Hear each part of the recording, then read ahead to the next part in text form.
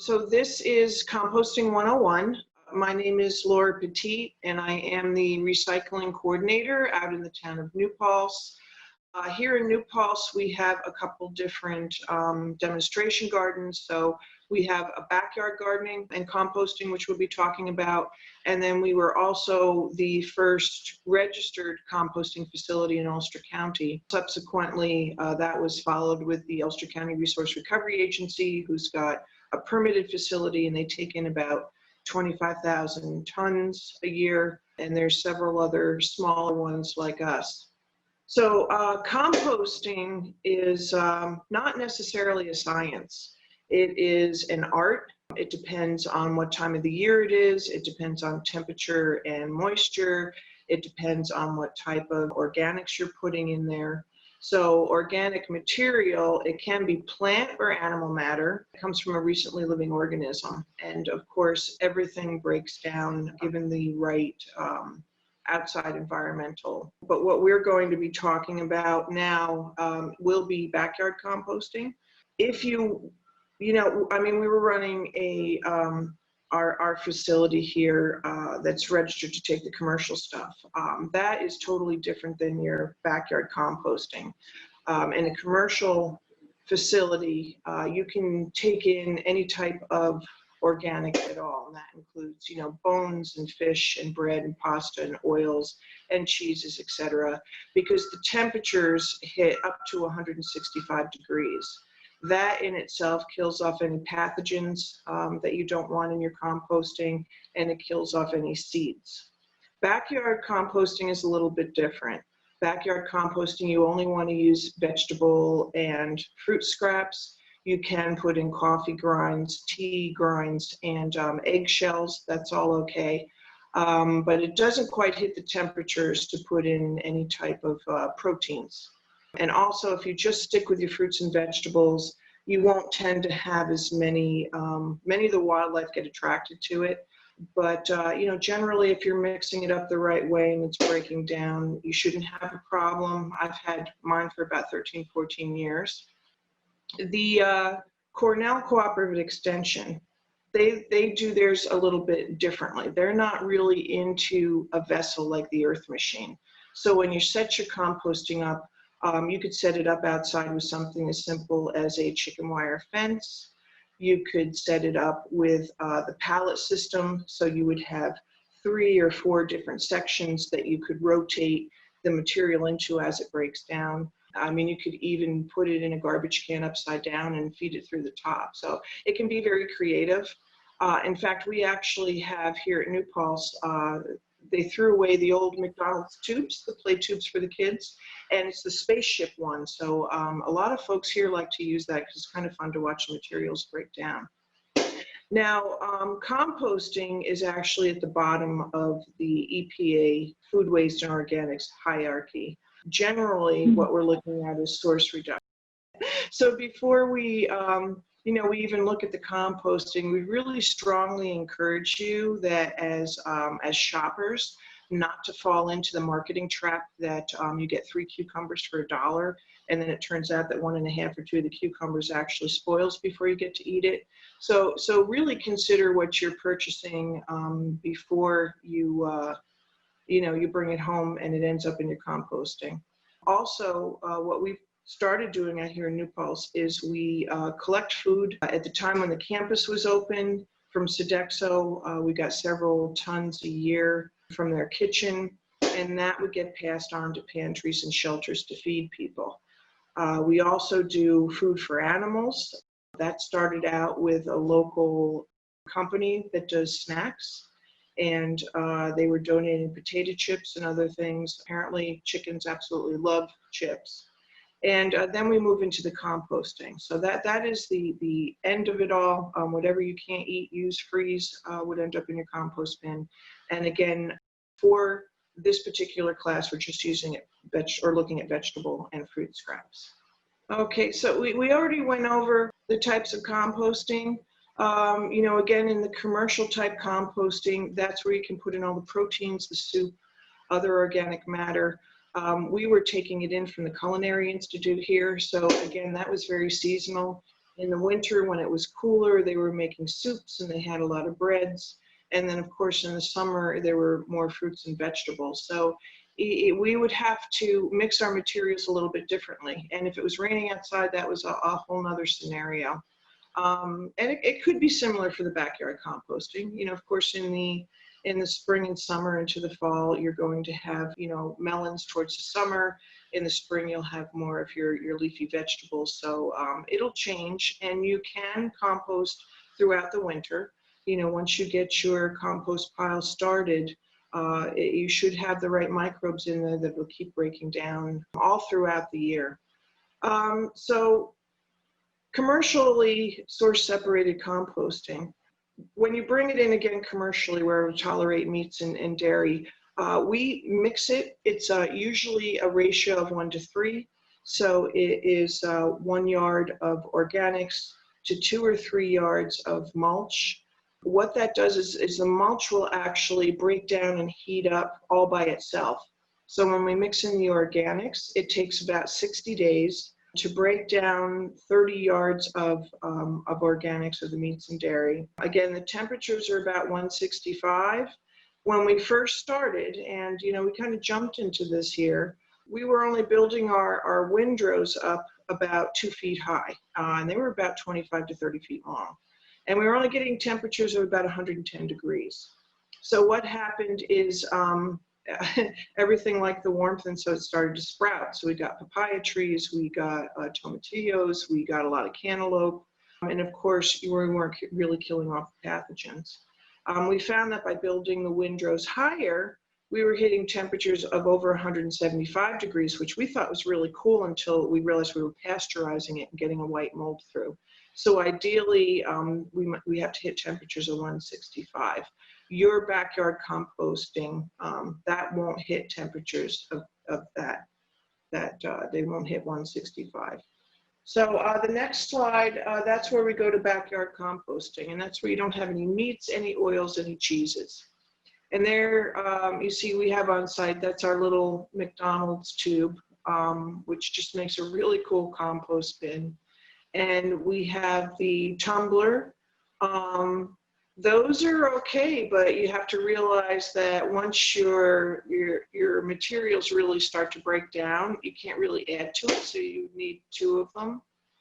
And then on the far right-hand side, that's where we just have a simple screen up. The materials want to break down, and basically all you need is moisture. You need to keep aerating it, because as it breaks down, it'll start to compact. So you have to keep fluffing it up, and you've got compost. So on the next slide, you'll see the Cornell preferred way is building compost bins with pallets. They don't like to have these enclosed vessels. Pallets are pretty inexpensive. We have them here. A lot of times you can go to one of your big box stores that sells lumber, and you may be able to pick 1 or 2 up there. But pretty much you start, I would say, to the far left, you start adding in your organics. You mix in the leaves on the top, and then you wait for it to break down, fluff it up, and keep adding to it. And as it breaks down pretty good, you would move it to the second one in the middle. And then just when you want to let it finalize and cure, that would be all the way over to the left. So you could also put it into the chicken wire. I haven't been able to compost in that, even when I have leaves. It just gets too dry because there's too much space. But if you have a cool shaded area, leaves and grass clippings may work for you. And then, of course, we have the earth machine.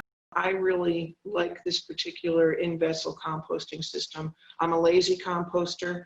I like to just go out and throw my veggie scraps out, put some leaves or some grass on top of it, and then cover it up and let it go. And I've had it about 13 years. It's BPA free, so I'm not overly concerned that it is made out of plastic.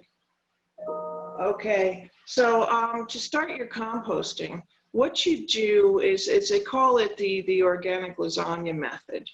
You should put some brown to start out on the bottom. I mean, it could be a layer of dirt, it could be straw. You could use, you know, I mean, if you want to jump right in with both feet, you could rip up your uncoated or non-coated paper plates. So nothing with wax or anything on it. You could use shredded paper, leaves, that's all great stuff. Then you add your layer of greens, and that again is your coffee grinds, your vegetable leaves, lettuce. Oh gee, what else did I eat yesterday? But fruit and everything. And then you put another brown layer on top of it. So again, that can be shredded paper or that can be leaves. And then you let it rest a day or so. It's best if you aerate it with a pitchfork. You can either just poke holes in it, you can take it and flip it around. Just make sure it's always covered so it doesn't dry out. Typically, you want it to be the consistency of a damp sponge. So if you're finding it's getting too wet, you can add in more of your browns. If it's too dry, you may have to add in a little liquid. You can put what's left. The coffee grinds tend to stay pretty wet. You could add a little bit of water to it, but you need to make sure that it does stay damp. And then the compost is just great. At the end of it, you're going to find that your compost is just always really moist. It's very dense, and it is great to use if you have areas where you've got runoff. I mean, it'll stick to the ground. So, you know, again, I'm the lazy gardener. I like to just put it in there and leave it. Honestly, if you keep on top of it and you flip it, you could get compost in 4 to 6 weeks. And it does depend on what you put in there. Eggshells tend to break down a little bit more slowly. Leaves, grass clippings break down very quickly. Someone said that, and I've only had this happen once, but they said they had some insects that were getting in there. So we suggested they put more grass clippings in, and that got hot enough to keep the insects out. I think it might have been little potato beetles. But so this will work for you either way. I mean, it is going to break down regardless. It's just a matter of if you keep on top of it, you'll end up with a product much quicker. Or you could just throw it together and wait until next year like I do. So compost. Compost is good for everything. As I mentioned before, it's great if you have problem areas where you get a lot of runoff. It's great for reseeding. You can put it around your shrubs rather than using fertilizers. And of course, it's great for your vegetable gardens. I would recommend, though, with the compost that you would probably use compost and a peat moss or coconut husks or something to kind of, you know, balance it all out.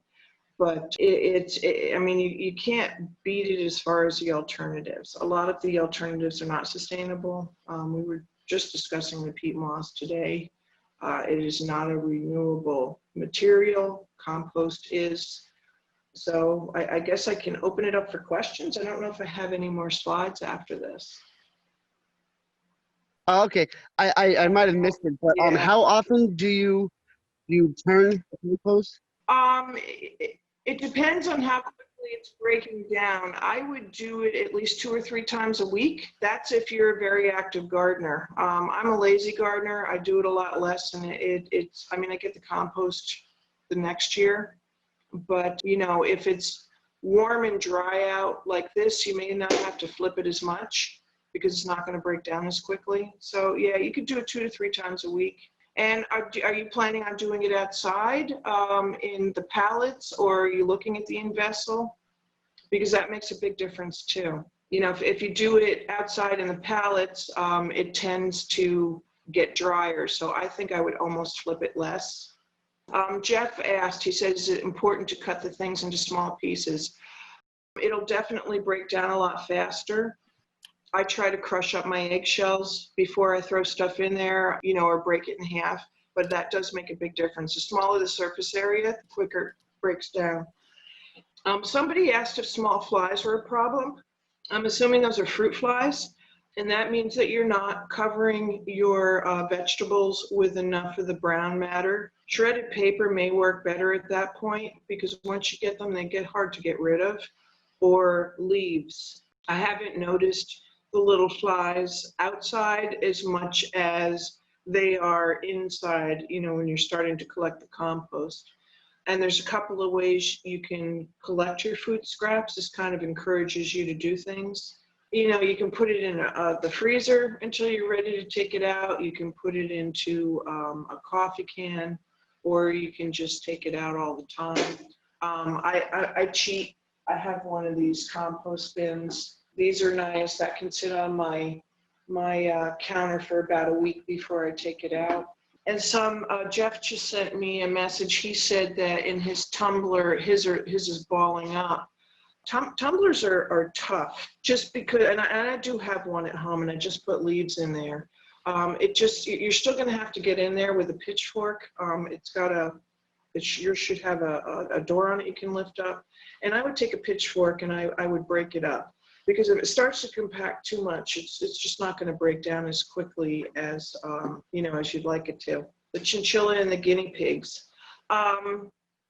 You can use, in fact, it'll make a nice fertile soil. You can use the wood shavings from your chinchilla and guinea pigs.